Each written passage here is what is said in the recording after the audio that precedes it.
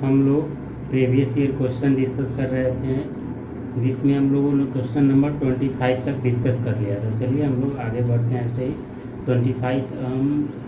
हम इस सीरीज को ऐसे स्टार्ट कर रहे हैं ताकि आप लोग अगर कॉन्सेप्ट अगर नहीं भी मालूम होगा तो आपको ये लेक्चर अटेंड करके ये पता चल जाएगा कि क्वेश्चन का लेवल क्या है, उसको कैसे सोल्व किया जाता है, उसका प्रॉब्लम सॉल्विंग का अप्रोच क्या होना चाहिए क्वेश्चन को सोल्व करने की। ये सारा बात आपको क्लियर हो जाएगा इस प्रीवियस ईयर क्वेश्चन में। इसीलिए आप इसको केवल प्रीवियस ईयर क्वेश्चन की तरह नहीं देखिए, सीखने के हिसाब से देखिए कि आप लोगों का एग्ज़ाम टेम्परामेंट क्या होना चाहिए, कैसे कितना इजी क्वेश्चन पूछता है, कितना आप लोग मतलब थोड़ा सा ही मेहनत करके अच्छा से अच्छा नंबर ला सकते हो। तो चलिए अपने वीडियो को शुरू करते हैं। अगर आप इस चैनल पर पहली बार आए हैं तो आप इस चैनल को सब्सक्राइब कर दीजिएगा। मेरा नाम मणिभूषण कुमार है, मैं भी बीटेक फर्स्ट ईयर का स्टूडेंट हूँ और मैंने 12th बिहार बोर्ड से किया है और वो अच्छी तरह से चूँकि मैं एक बिहार बोर्ड का स्टूडेंट हूँ तो मैं आप लोगों को अच्छी तरह से बता सकता हूँ कि बिहार बोर्ड का तैयारी कैसे करना चाहिए,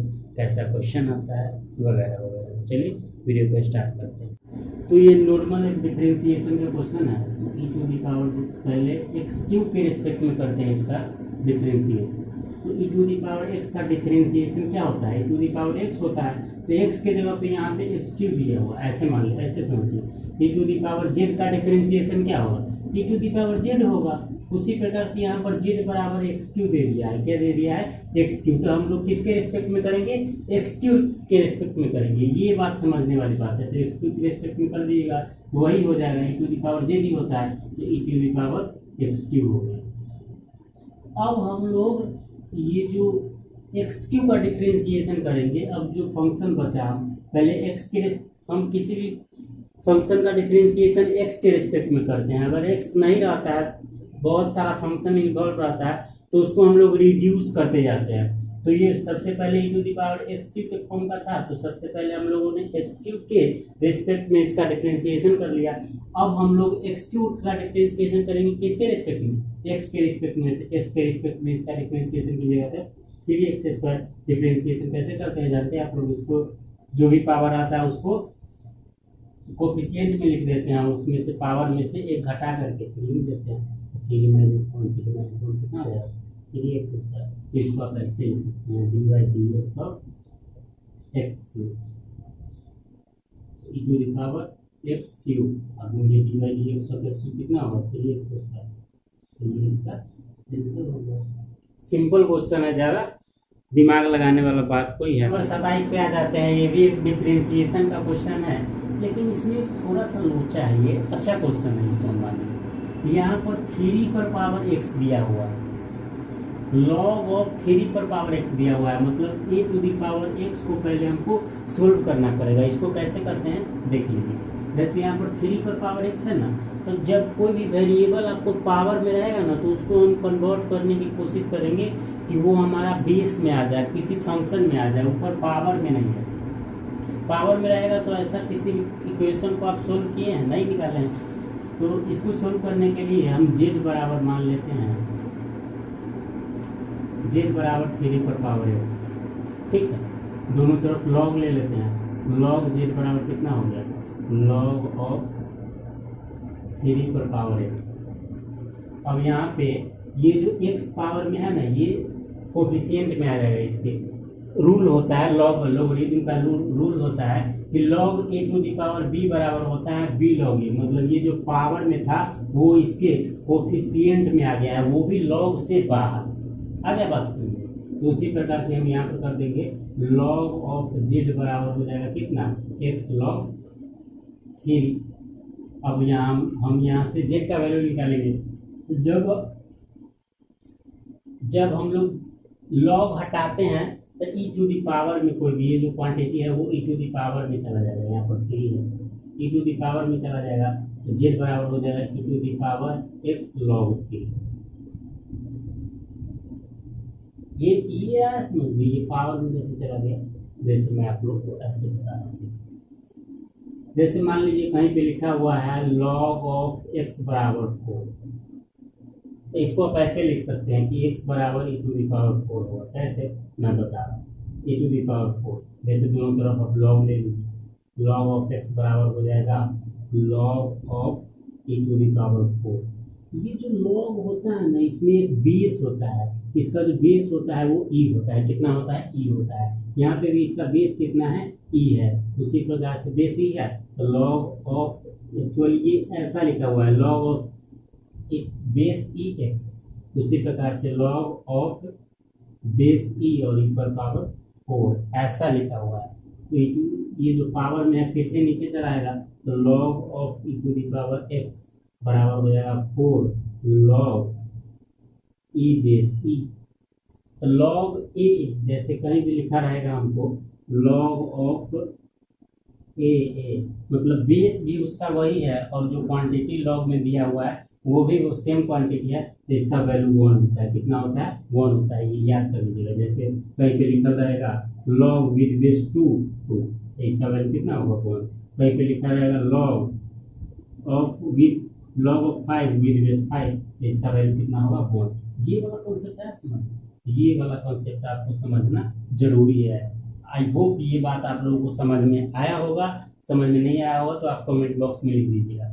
ये जनरल बातें आप लोगों ने 11th में भी पढ़ा होगा और अच्छे से, अगर आप लोग एग्जाम के टाइम आ गया है तो ये सब बात आप लोगों को पता होगा। अगर पता नहीं है तो इस सब बातों को आप ध्यान से लिख लीजिए कॉपी पे। ये लॉग का डिफिनीशन होता है, मतलब लॉग का जो भी एक रूल होता है ये, उसी प्रकार से कहीं पे और रूल लिख देता हूँ मैं लॉग का। लॉग ए भी कहीं पे लिखा रहेगा तो इसको आप लिख सकते हैं log of a plus log of b. बस में कहीं पे log of a by b लिखल रहेगा तो आप इसको लिख सकते हैं sorry log of a minus log of b लिख सकते हैं। बात में उसी प्रकार से यहाँ पे कहीं पे लॉग लिखा हुआ है ऐसे, मतलब उसका बेस जो है ना वो ई रहता है। कितना रहता है? बेस ई। उसी इसीलिए हम लोग यहाँ पे, इसका बेस ई है तो हम इसीलिए हम लोग यहाँ से ई लिखने की जरूरत नहीं, हमको समझना है। तो जेड बराबर यहाँ से कितना आ गया है? e to the power x log 3 e to the power x log 3। अब हम लोग क्वेश्चन पे आ जाते हैं। अपना मेन क्वेश्चन था कि log ऑफ 3 पर पावर x का क्या होगा? Differentiation dy dx of, actually ये ऐसा लिखा हुआ है log ऑफ 3 पर पावर x को क्या लिख सकते हैं?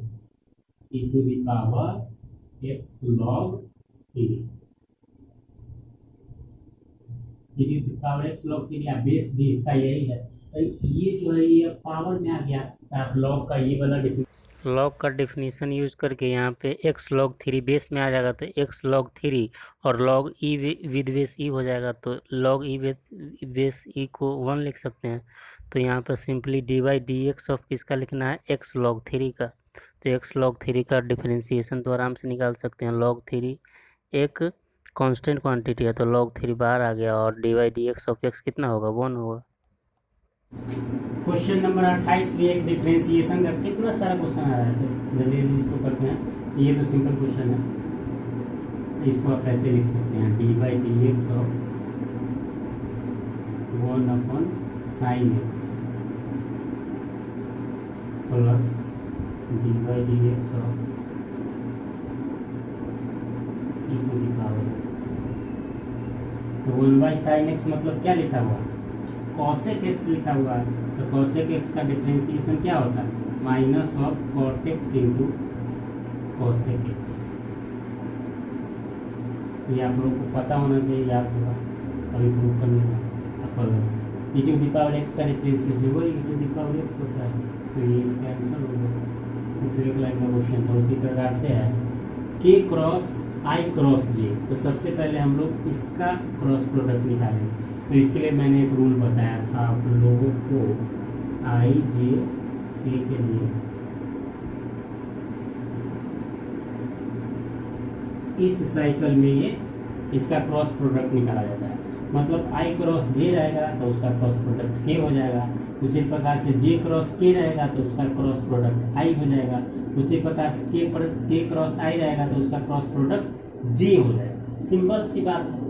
तो यहाँ पे आई, उसी प्रकार से अगर हम लोग उल्टा चलेंगे एंटी क्लॉकवाइज डायरेक्शन में, तो जे क्रॉस आई करेंगे तो एंटी क्लॉकवाइज है, तो जे आई के बाद के आ रहा है लेकिन किस डायरेक्शन में आ रहा है, उल्टा आ रहा है, तो हम लोग माइनस का साइन लगा देंगे। जैसे आई क्रॉस जे है तो ये तो सीधा डायरेक्शन में है, तो के आ जाएगा यहाँ पर, तो के क्रॉस के। अब के क्रॉस के कैसे निकालेंगे, तो क्रॉस प्रोडक्ट का फॉर्मूला तो आपको पता ही होगा, के क्रॉस के मतलब इसका मैग्नीट्यूड ऑफ के गुने मैग्नीट्यूड ऑफ ए बी और साइन थीटा। तो के और के बीच में कितना 0 डिग्री का होगा, तो साइन 0 डिग्री का वैल्यू कितना होता है 0, तो इसका वैल्यू कितना हो गया 0, तो इसका आंसर कितना हो जाएगा 29 का 0। सिंपल क्वेश्चन है। उसी प्रकार से तीसरा क्वेश्चन इंटीग्रेशन का क्वेश्चन है। तो इंटीग्रेशन क्या होता है, डिफरेंशिएशन का जस्ट उल्टा होता है। तो मैं आप लोगों को बताऊंगा कि अगर आपको इंटीग्रेशन नहीं भी आता है, सिर्फ डिफरेंशिएशन आता है, फिर भी आप लोग इंटीग्रेशन वाला हार्ड से हार्ड प्रॉब्लम को सोल्व कर सकते हो। कैसे देखिए, ये तो सिंपल क्वेश्चन है तो इसके लिए कोई दिक्कत नहीं है। लॉग ऑफ 2 ds मतलब लॉग ऑफ 2 क्या है, ये कांस्टेंट क्वांटिटी है। तो कांस्टेंट क्वांटिटी का जो इंटीग्रेशन होता है, कांस्टेंट को बाहर निकाल देते हैं, लॉग ऑफ 2, तो चलिए dx का इंटीग्रेशन पूछा है, तो dx का डिफरेंशिएशन तो जल्दी करते हैं। तो कितना होता है x होता है, तो x log 2 और प्लस में के, कोई भी एक प्लस के सी करते हैं ना, सी की जगह पे के कुछ भी डाल सकते हैं। तो ये इसका इंटीग्रेशन हो गया। उसी प्रकार से ये क्वेश्चन है sec x बाई, ये भी एक इंटीग्रेशन का क्वेश्चन है, sec x by sec x plus tan x। Question number 31 भी एक इंटीग्रेशन का क्वेश्चन है, सिंपल क्वेश्चन है। sec x बटा sec x plus tan x है। तो सबसे पहले आप ये कर सकते हैं, जब भी आप लोग sec tan cot कुछ भी दिखेगा ना, तो सबसे पहले उसको साइन में कन्वर्ट करने की कोशिश कीजिएगा। अगर कुछ नहीं दिखेगा तो सबसे पहले हम इसको साइन में कन्वर्ट करने की कोशिश करते हैं। इस क्वेश्चन को मैं यहाँ सोल्व कर रहा हूँ, ठीक है। तो यहाँ पे sec x को 1 बटा cos x लिख सकते हैं, बटा sec x को 1 बटा cos x plus sign x by cos x होगा, एकदम होगा, इसमें कोई दिक्कत नहीं है। ऊपर हो जाएगा 1 बाई cos x बटा, नीचे में दोनों का एलसीएम लीजिएगा, कितना हो जाएगा cos x, तो 1 प्लस साइन x। अब दोनों नीचे में, नीचे से नीचे काट दीजिए, कितना आ गया 1 बाई 1 प्लस साइन x। अब आप लोग यहाँ पे एक और काम कर सकते हैं कि इसका हम लोग क्या बोलते हैं उसको, 1 minus sine x upon 1 minus sine, इसको बोलते हैं परिमयीकरण। हाँ, इसका परिमयीकरण कर देंगे। इसको हम लोग सिर्फ सोल्व कर रहे हैं, इसको सिंप्लीफाई कर रहे हैं, ठीक है। तो परिमयीकरण कर देंगे तो आ जाएगा 1 माइनस साइन एक्स बटा में a plus b into a minus b बराबर कितना होता है a square minus b square. तो ये कितना है 1 स्क्वायर का 1 माइनस बी स्क्वायर, बी कितना है sine minus sine square x. अब 1 माइनस साइन स्क्वायर बराबर कितना होता है कॉस स्क्वायर एक्स। तो 1 माइनस साइन एक्स बटा कॉस स्क्वायर एक्स हो जाएगा, है ना। अब तो सिंप्लीफाई हो गया। अब तो दिख रहा होगा आपको क्या, कि इसको लिख सकते हैं 1 upon cos square x minus sine x upon cos square x. 1 upon cos square x को क्या लिख सकते हैं sec square x minus sine x बटा कॉस एक्स टैन एक्स है गुणे, बच गया कितना 1 अपॉन कॉस एक्स। तो 1 अपॉन कॉस एक्स को लिख सकते हैं सेक एक्स, मतलब कितना आ गया sec square x minus tan x sec x. अब क्या कर सकते हैं, अगला सिंप्लीफाई हो गया। अब इंटीग्रेशन का साइन लगा देंगे, मैं यहाँ पर लगा, ठीक है। इंटीग्रेशन का साइन लगा दीजिएगा। तो इंटीग्रेशन ऑफ कितना है sec square x minus tan x sec x निकालना है,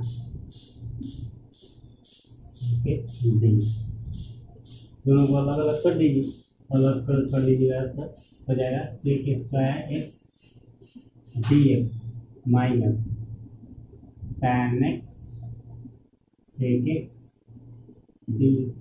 अब तो सिंपल है, अब कोई दिक्कत है नहीं ना। ऐसे हम ऐसे, ठीक है। तो सेक स्क्वायर एक्स का क्या होता है इंटीग्रेशन, डिफरेंशिएशन का उल्टा, tan x का डिफरेंशिएशन क्या होता है सेक स्क्वायर एक्स, तो सेक स्क्वायर एक्स का इंटीग्रेशन क्या हो जाएगा tan x, सिंपल, तो tan x यहाँ पे हो गया, और tan x सेक एक्स का डिफरेंशिएशन होता है tan x सेक एक्स, तो इसका उल्टा डिफरेंशिएशन का उल्टा होता है इंटीग्रेशन, तो उसका उल्टा हो जाएगा, मतलब tan x सेक एक्स का इंटीग्रेशन क्या हो जाएगा सेक एक्स हो जाएगा, tan x माइनस सेक एक्स, ये इसका हो गया इंटीग्रेशन। कोई दिक्कत नहीं है, जो ये थोड़ा सा लंबा क्वेश्चन था, बाकी इसमें कोई प्रॉब्लम वाली बात नहीं है। 31 नंबर क्वेश्चन है ये, सही से आप लोग ये सारा सॉल्यूशन देख लीजिए, अगर समझ में नहीं आया है तो वीडियो को रिवाइंड करके आप लोग देख सकते हैं, एक बार इसको कॉपी पर अच्छे से लिख लीजिए, आप लोग समझिए मैंने क्या बोला है। सबसे पहले क्वेश्चन में कुछ नहीं था, ये ऐसे मैंने सोल्व किया इसलिए इतना बड़ा, नहीं तो इसको आप 1 मिनट के अंदर सोल्व कर सकते हो। सबसे पहले मैंने क्या किया है, सबसे पहले मुझे सेक एक्स बटा sec x plus tan x कोई फॉर्म नहीं दिख रहा था, तो सबसे पहले मैंने इसको साइन और कॉस में कन्वर्ट करने की कोशिश की है, तो साइन और कॉस में यहाँ पर कन्वर्ट करने के बाद 1/1 प्लस साइन एक्स, कोई फॉर्म हमको नहीं दिख रहा था, तो हम सोचे हैं कि इसको परिमेयकरण कर लेते हैं, सिंप्लीफाई, जैसे वीडियो काफ़ी लंबा हो रहा है, इसीलिए अपने वीडियो को यहीं पर ख़त्म करते हैं। मिलते हैं अपने नेक्स्ट लेक्चर में। Thank you, have a good day.